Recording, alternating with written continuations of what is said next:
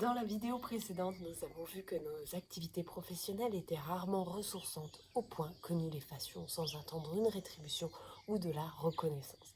Lorsque nous intégrons de la motivation primaire dans nos tâches quotidiennes, nous avons tendance à être plus motivés et donc plus efficaces. Dans cet épisode, nous allons passer en revue la motivation dite secondaire et distinguer sa version positive de sa version négative. La motivation secondaire constitue un très fort levier de motivation, puisqu'elle est conditionnée par le résultat. Il faut que mes IS soient prêts le 15 avril. Je veux que le prévisionnel de mon client soit parmi les premiers à arriver sur le bureau du banquier.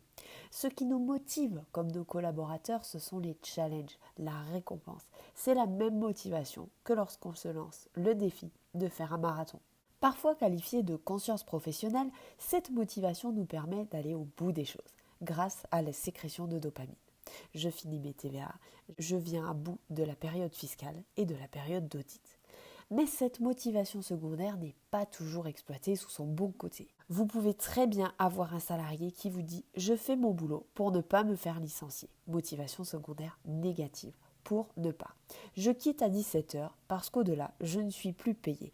Je n'ai pas de raison de travailler plus tard. Mon job est alimentaire.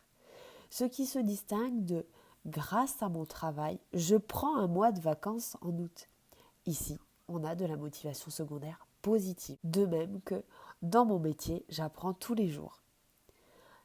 On le distingue de j'aime mon métier, c'est une passion, qui est de la motivation primaire. Bonne nouvelle, la motivation secondaire négative peut se transformer en positive. Aussi, il est primordial d'être clair sur les objectifs attendus du collaborateur et ne pas se laisser tenter par le fait de remonter systématiquement la barre lorsque le collaborateur s'apprête à l'atteindre, au risque de voir sa motivation basculer en négatif. De toute façon, quand j'aurai fini mes bilans, on me donnera ceux de mes collègues, alors autant prendre le temps qui m'est imparti. Profitez plutôt pour proposer à vos collaborateurs de travailler sur un projet qui leur tiendrait à cœur. Ils pourraient ainsi participer à la transition numérique du cabinet en faisant évoluer certains process vers le zéro papier. Faites confiance aux techniques de Madame Abeille qui vous accompagnent pour que vos collaborateurs s'inscrivent dans des motivations secondaires positives.